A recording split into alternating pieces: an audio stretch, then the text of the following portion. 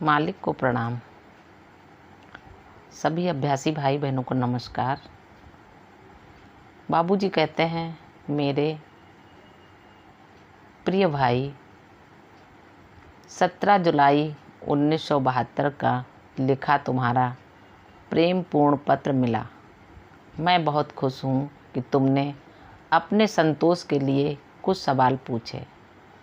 अपनी पद्धति के अनुसार हम सभी अपरिवर्तनीय अवस्था तक पहुँचने की कोशिश करते हैं। जब हमारा लक्ष्य इस प्रकार का है तो इसमें परिवर्तन आना बहुत ज़रूरी है।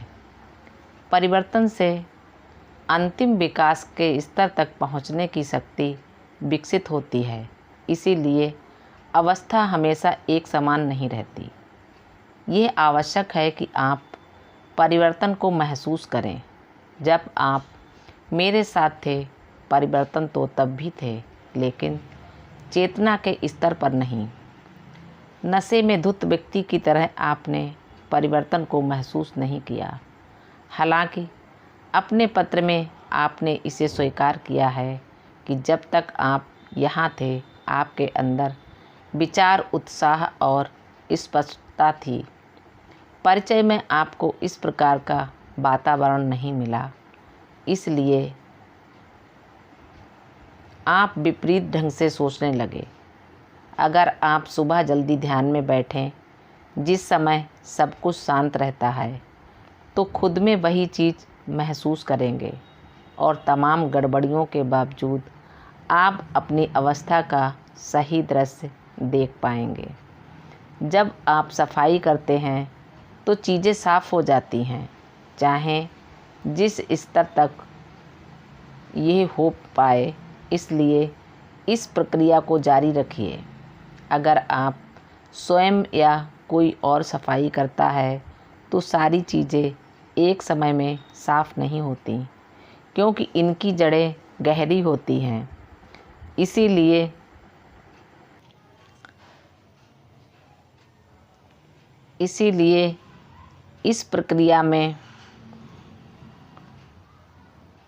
इस प्रक्रिया को जारी रखिए। अगर आप स्वयं या कोई और सफाई करता है तो सारी चीज़ें एक समय में साफ नहीं होती, क्योंकि इनकी जड़ें गहरी होती हैं। इसीलिए शुरू में संदेह का होना स्वाभाविक है। सफाई के समय जो चीज़ साफ हो जाती है वह ठीक है। बाकी चीज़ों को साफ करने का प्रयास आप बिना संशय के कीजिए। वह इच्छा शक्ति कोई इच्छा शक्ति नहीं है जो काम नहीं करती, और संदेह इच्छा शक्ति के लिए जहर का काम करता है। इसके लिए मैं हमेशा एक वाक्य प्रयोग करता हूँ कि अगर कोई अपनी इच्छा शक्ति को कमज़ोर करना चाहता है तो उसे संशय पाल लेना चाहिए। आपने लिखा है कि वहाँ पहुंचकर आपका पश्चिमी दिमाग, जो हमेशा बौद्धिक उत्तर चाहता है, फिर से जागृत हो गया है। ऐसी बहुत सी चीज़ें हैं जिनकी व्याख्या बौद्धिक और वैज्ञानिक तरीके से की जा सकती हैं, लेकिन जब हम पदार्थ से परे जाते हैं तो विज्ञान इन चीज़ों का महत्व समझ पाने में असमर्थ हो जाता है। अगर विचार सत्य के साथ जुड़ा हुआ है तो अन्य चीज़ें बिना किसी प्रभाव के कोहरे की तरह दिखेंगी। इसीलिए एक अभ्यासी का लक्ष्य है सारे संसारिक कामों को करते हुए सत्य के साथ उसका निरंतर लगाव।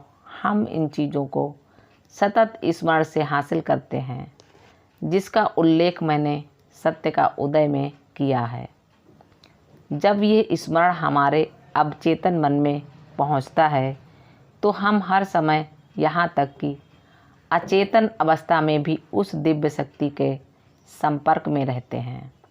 अगर कोई आदमी किसी बुद्धिमान व्यक्ति को मूर्ख कहता है तो यह कहकर वह अपनी मूर्खता ही प्रदर्शित करता है। उसका दावा कि सत्य का अस्तित्व नहीं है प्रमाणिक नहीं है, क्योंकि हर कण शक्ति से भरा हुआ है और इसका एहसास हमारे वैज्ञानिकों ने भी किया है। आध्यात्मिकता के उच्चतर मूल्य उच्च मस्तिष्क के लिए हमेशा खुले रहते हैं, जिन्हें योग द्वारा विकसित किया जा सकता है। और सहज मार्ग हमें हर कदम पर इसकी याद दिलाता है। लेकिन उच्चतर परिणाम के लिए हमें उच्चतर मस्तिष्क का प्रयोग करना पड़ेगा, जो उच्चतर विचारों में गहरे जाकर अपना चरित्र सुदृढ़ करता है। सामान्यतः हम दर्पण में पीछे से देखते हैं, जिससे देखने वाले का चेहरा अंधकार में ही रह जाता है। उच्चतर मस्तिष्क के लिए उच्चतर सोच जरूरी है। हमें निम्नतर विचारों में उलझकर परेशान नहीं होना चाहिए, बल्कि हमेशा आगे और आगे जाने का प्रयास करना चाहिए। अगर जंगल में रहने वाला आदमी कई सालों तक जानवरों को साथ साथ देखता है, तो एक समय ऐसा आएगा जब वह आदमी को भी जानवर के रूप में ही देखने लगेगा। इसी प्रकार जब हम चीज़ों के गलत पहलू को देखना शुरू कर देते हैं, तो हमें चमकदार चीज़ों में भी अंधकार का पहलू दिखाई देने लगता है। ट्रांसमिशन शब्द बहुतों को परेशान करता है। वस्तुतः अंग्रेजी भाषा का ये शब्द इसके पूरे अर्थ को व्यक्त नहीं कर पाता।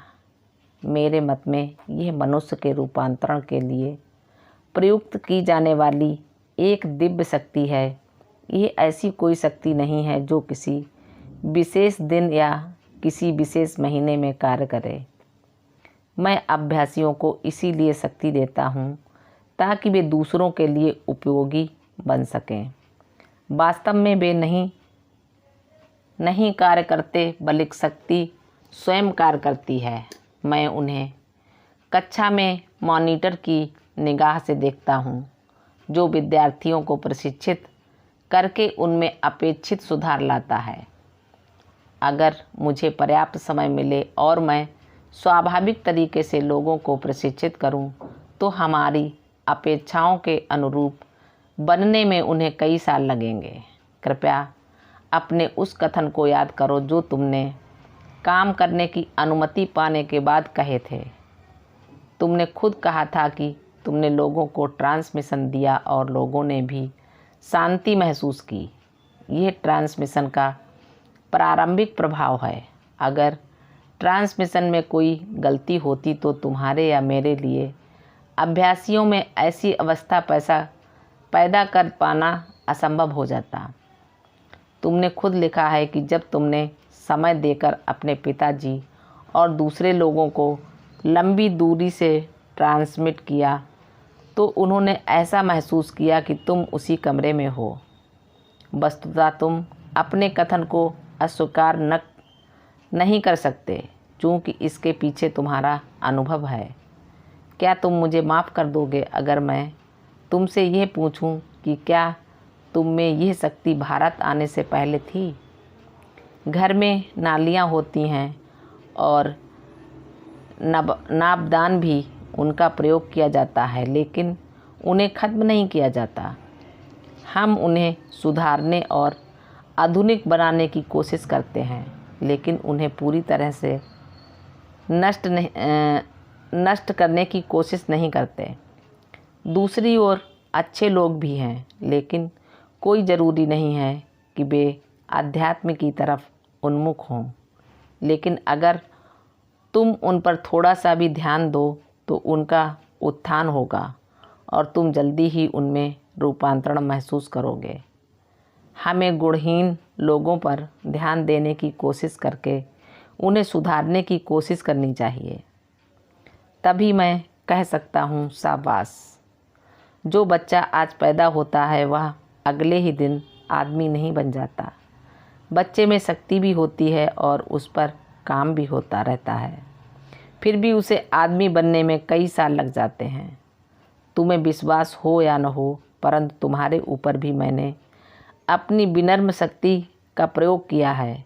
अगर इसके लिए तुमने खुद कोशिश की होती तो तुम्हें इसमें करीब 45 साल लगते। अगर मैंने ज़्यादा समय लगाया होता तो तुम्हें पर्याप्त अनुभव हुए होते, लेकिन मैं तुम्हें इतनी तेज़ी से खींच रहा हूँ कि तुम अपने अंदर हो रहे अनुभवों को महसूस करने का समय नहीं पा रहे हो। हालांकि तुम में अनुभवों की कमी नहीं है। तुमने लोगों को देखा है और तुम्हारी समझ के मुताबिक हो सकता है कि तुम्हारा उनके बारे में ऐसा सोचना ठीक भी हो। अगर वे गंभीरता से आध्यात्मिक सभ्यता में विकसित होने का प्रयत्न करेंगे तो निश्चित रूप से उन्हें विकसित होने में समय लगेगा। मेरे मत में पश्चिम और पूर्व की सभ्यता में बहुत थोड़ा सा अंतर है। जहाँ हम आंतरिक दृष्टि के लिए अंतरतम का प्रयोग करते हैं, वे इसे पाने के लिए खुद अपने आप का प्रयोग करते हैं। तुमने लिखा है कि तुम ऐसे लोगों से मिले जिन्होंने 11 व्रतों के बारे में बात की, लेकिन तुम्हें क्या मालूम कि ये सही है या गलत। कोई व्यक्ति संत हो या सामान्य आदमी, उसमें सदैव मानवीय भ्रांतियाँ होती हैं और कोई भी इस भ्रम में हो सकता है कि वह ऐसी ऊंची अवस्था में है। वास्तव में केवल मालिक ही, अगर वह मालिक हैं तो किसी की सही अवस्था के बारे में बता सकता है और केवल उसी का कथन सही होता है। अब दूसरे विषय पर आता हूँ। मैं भारत के ऋषियों के बारे में कुछ नहीं कहना चाहता। अगर तुम उनका मूल्यांकन आज की सभ्यता के अनुसार करने लगोगे तो वे तुम्हें तुम्हारी अपेक्षाओं से बहुत नीचे मिलेंगे। उदाहरण के तौर पे उनमें से एक महाभारत काल के ऋषि दुर्वासा ने बहुतेरे लोगों को श्राप दिया और उन्हें रुलाया। उनसे समाज के किसी व्यक्ति को कभी कोई लाभ नहीं मिला। फिर भी उनकी गणना भारत के महान ऋषियों में होती है। वस्तुतः ये तो हमारा दिल है जिसने उनके कार्य को नहीं बल्कि उनकी आध्यात्मिक शक्ति को विशेष महत्व दिया। हालांकि इस शक्ति का प्रयोग उन्होंने बहुत कुपित होकर किया। जहाँ तक मुझे याद है, मैंने अपनी यूरोप, यूएस और इंग्लैंड की वार्ता में और अपने लेखों में भी हमेशा संतों की प्रशंसा की है। मैंने कभी किसी सामान्य मनुष्य पर भी आक्रमण नहीं किया, तो संतों को मैं क्या कह सकता हूँ। मेरी किताबें मेरे अनुभवों पर आधारित हैं, जिससे लोगों को सही चीज़ों की जानकारी मिल सके और लोग मुझे अभ्यास के द्वारा परख सकें कि मैं सही हूँ या गलत। भारत में लिखी गई सारी किताबें किसी न किसी अनुभव पर आधारित हैं। वस्तुतः इसी से योग विज्ञान का विकास हुआ।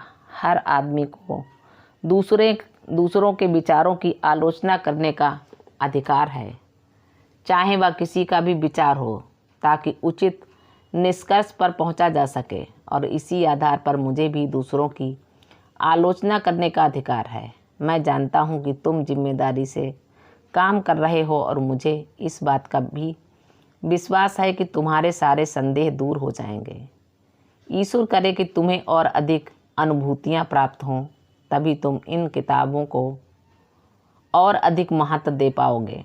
भारत के सन्यासियों पर किसी व्यक्ति के द्वारा की गई टिप्पणियों को जानकर मुझे वाकई बहुत दुख हुआ, लेकिन इंसानियत के प्रति उसकी नेक नियति की तुम्हें भी तारीफ करनी चाहिए। आखिर किस वजह से वह कहता है कि उन्हें मशीन गन से शूट कर देना चाहिए। संभवतः इसके पीछे उसका उद्देश्य केवल इंसानियत की भलाई है।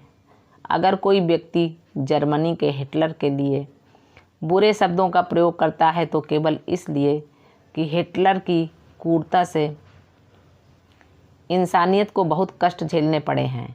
भारत के लोग जिन्होंने उसके अत्याचार को नहीं सहा, उसके क्रूरतापूर्ण कार्यों की कल्पना भी नहीं कर सकते, लेकिन वे लोग जिन्होंने उस युद्ध के भव्यता और हिटलर के अत्याचार को देखा है, उसके रण कौशल की बात तो दूर रही, उसका नाम तक नहीं सुनना चाहेंगे। इसी प्रकार वे लोग जिन्होंने भारत के सन्यासियों के गलत मार्गदर्शन के परिणामों का अनुभव किया है, वे ऐसा कहे बिना रह नहीं सकते।